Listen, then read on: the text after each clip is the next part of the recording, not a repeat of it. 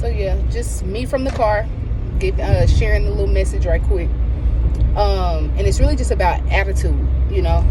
Attitude is everything. I remember my third grade teacher, Miss Wadsworth, used to preach that, like tell us that, stress that to us. And I remember as a child, I'm thinking like attitude, because my mind was so wrapped around that attitude just meant that you got an attitude, like a bad attitude. But no, you can also have a positive attitude. And that's why attitude is everything, because depending on which attitude you are is depending on what you're receiving and what you're open and receptive to, right? And really in my personal experience, what I've noticed about myself and others is that when you have a down attitude,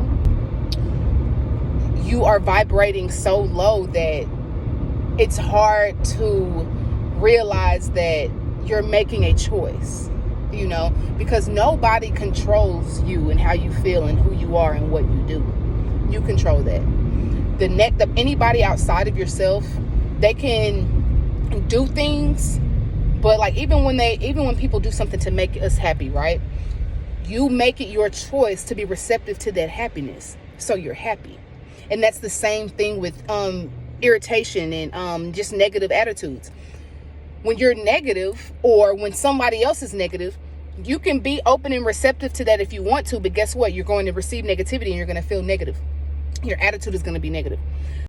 So where you can grasp onto happiness, capsulate it, and let it fester so it can grow more, the same thing happens when you capsulate and fester negativity.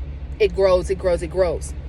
So be open and receptive to all good things, and understand and know that when you are irritated, when you are mad, when you are whatever, you don't have to be. You don't have to let that sit and fester within you for it to grow, because it stops you from moving. It stops you from getting things done. It stops you from seeing the light, from being the light. Last but not least, why lower your vibration because you don't like someone else's, or because you don't like someone else's rhythm, or because you don't like what somebody else is doing? Why allow yourself to be controlled by anything outside of yourself?